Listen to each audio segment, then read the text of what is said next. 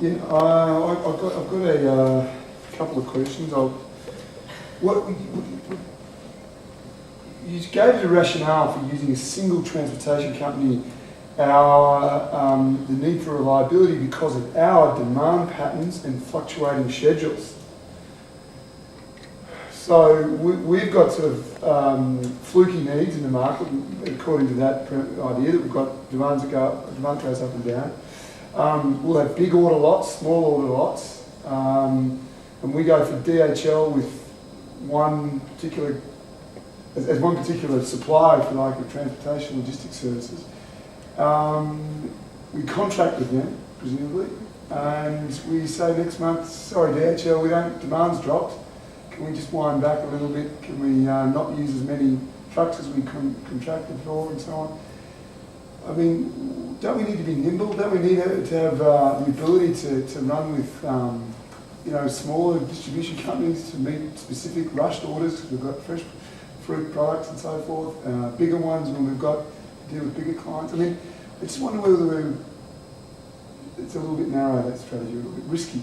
Okay, cool. I completely understand what you're saying, and it's certainly true that we do have very fluctuating demand patterns, especially since our product is cyclical. I mean, like, so many more people are going to want to drink juice in summer than they are in summer, in winter. The reason why we chose to go for the single strategic alliance approach is because we thought investing in a new company, it's like quite risky to start off with. So we don't, though the New Zealand culture is very similar to the Australian culture, we don't have built connections in Australia the way we do in New Zealand.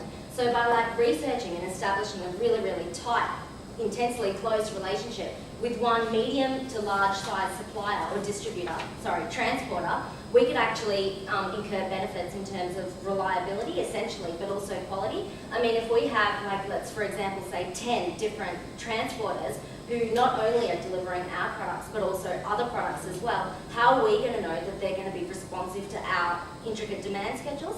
I mean, if they have other priorities, surely they're going to have to measure what's best for them. But if we work alongside them with the same goals and they see potential for growth in our company as much as we do, then there's an opportunity there to develop for both of us as well. And the last one was the just-in-time system, the integrated technology. How do we get the feedback from Sydney, Melbourne, Australia, and Adelaide clients, customers, that the shelves are empty? Okay, well, the statistics say that I believe it was 73% of sales come from supermarkets. Yep. So when an item is sold in a supermarket, it's scanned. That information identifies that the product is being sold. Okay. So the technology is going to collate the sales figures from all of our supermarkets and tell us that information, and from that information we can... But that's not an advantage to us because Coke have exactly the same access to exactly the same data. You guys are here to help us leapfrog our competitors. Why is that a competitive advantage? Well, currently I don't believe that we're capitalising on the technology. So it's catching up. Yes, I don't believe that we're shifting our focus to the supermarkets so that we can capitalise on that technology. And given the nature of our product, whereas Coke has soft drink products that are more long life, they last for a lot longer than our juice, we have no preservatives, therefore it's a short life, it's critical to our success that we have this information. So it's the extent to which we're going to invest in advanced technology as well. Fair enough, thank you. If I could add in something, sure. If that's okay. Yeah. We are focusing on the fact that Charlie is still a small to medium enterprise. We, in terms of market share, we are definitely, Charlie is definitely competing with Coke, but in terms of the structure and size of the company, they are still smaller. So right now, to compete with the structure of Coke is a little difficult. So we are proposing these recommendations, keeping in mind the size. And when the size increases, we could consider more options. Can I ask you about the second strategy then, Phoenix for Kids? By definition, and as you made explicit, you're limiting your marketing to one demographic segment. Why use necessarily demography as the basis for segmentation? Why don't you say lifestyle, given that Phoenix is meant to be something that's would be of interest to people pursuing a healthy lifestyle, irrespective of whether they're a child or not? Why focus on demographics exclusively as your basis for segmentation? Because we are actually suggesting a new line of Phoenix, keeping original Phoenix alive. So we have original Phoenix alive and stable the way it is being marketed in New Zealand. So it is being marketed to everyone. Our second recommendation was specifically for another line, Phoenix for Kids. So it's a completely new product, a new line of products. And the reason we are focusing on kids is because the concept of child obesity today is extremely important. It's causing a worry to everyone. The government has put in like recent regulations banning Coke. So in terms of comparing the different options and the different demographics, we found it more profitable to concentrate on that segmentation. How do you see the products for the Phoenix for Kids campaign? How do you see those products as being differentiated besides in the marketing strategy? Are they new products or? From one aspect, it is a new product, and we focus on the ingredients within this product that's beneficial and that's good and healthy for children particularly. And the other side we focus on is the student ambassador from the children under 18 years old. So the student ambassador is, which means, as we mentioned in the presentation, we are going to launch festivals, this kind of events in future. So from these events, we will select some students ambassador from these events who are sent out. So we'll ask these children to endorse the brand.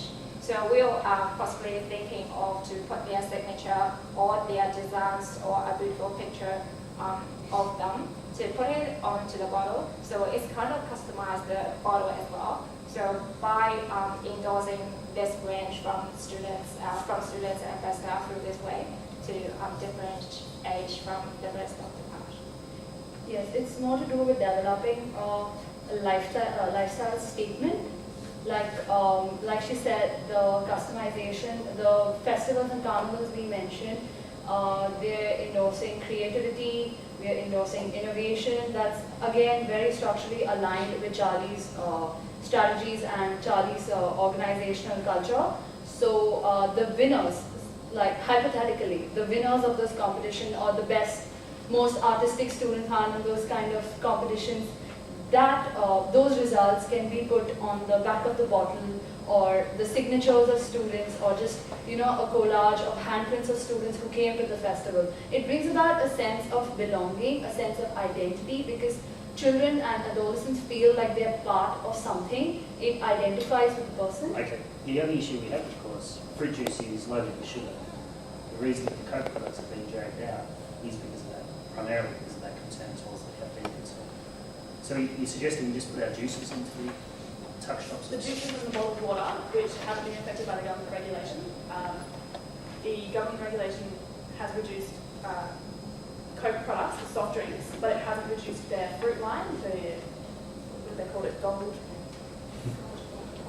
Organic. Yes, that hasn't been reduced due to government regulation. So what we're really promoting is that we haven't added sugar, we haven't added preservatives, and that's the benefit. We do realise that there is sugar in fruit.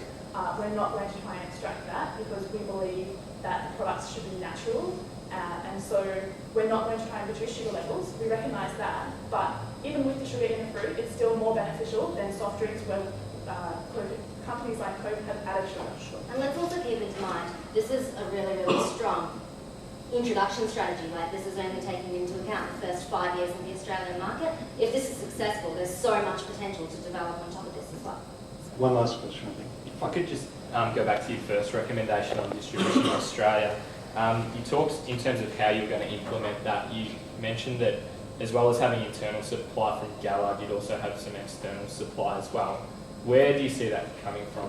Well, Gallard at the moment has an internal, they own and operate an orchard, and that's only with citrus fruits, right? So obviously we have a range of fruits in our product, so we need other suppliers as well to supply other fruits and products. And is that from within Australia? That's from all within South Australia. So we want to keep a really, really tight, close proximity between our suppliers and our production centre, right? So at the moment the orchard is very, very close to the production centre, like physically close, and we want our other suppliers to be not too far away as well. So we can also monitor physically what's happening. We don't have time for me to 20 seconds? Yeah. I can ask the question, I'm not sure I get it reply. Okay, we're not Okay. there. Thank you very much. Well Thank done. you, team Well done. Berkeley. Thank you. Thank you.